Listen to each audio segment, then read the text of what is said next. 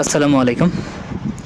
আমরা আসলে আমাদের যাদের ছাদ আছে, যাদের গ্রামে থাকি, তাদের বাড়ির আঙ্গিনায় বা যার যতটুকু জায়গা আছে, যতটুকু খালি আছে, যেখানে যতটুকু সম্ভব ততটুকুর মধ্যে যদি আমরা বিভিন্ন রকম সবজি উৎপাদন করার চেষ্টা করি, একটা মরিচ গাছ লাগাইতে পারি, একটা কি বলে বেগুন গাছ লাগাইতে পারি, এখানে যে ঢেঁড়স গাছ আছে একটা ঢেঁড়স গাছ লাগাইতে পারি, বিভিন্ন রকম সবজি তরকারি যদি আমরা লাগাইতে পারি, আমাদের সুবিধা কিন্তু অনেক রকম। একটা হচ্ছে আমাদের এই বাজার থেকে আমরা যেটা কিনে খাচ্ছি সেটা কিন্তু বিভিন্ন রকম কার্বোহাইড্রেট দিয়ে বাজারে আনে যেন এটা তাজা থাকে, আসলে কিন্তু এটা মেডিসিন দিয়ে।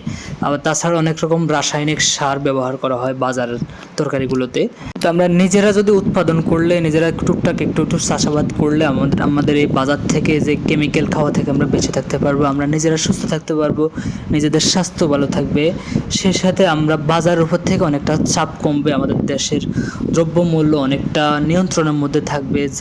যারা বাজারে যাবে কিনবে, যাদের চাষ করার সামর্থ্য নাই বা জায়গা নাই, সুযোগ নাই, তারা যেন বাজার থেকে কম দামে কিনতে পারে, তাদের জন্য সুবিধা হবে।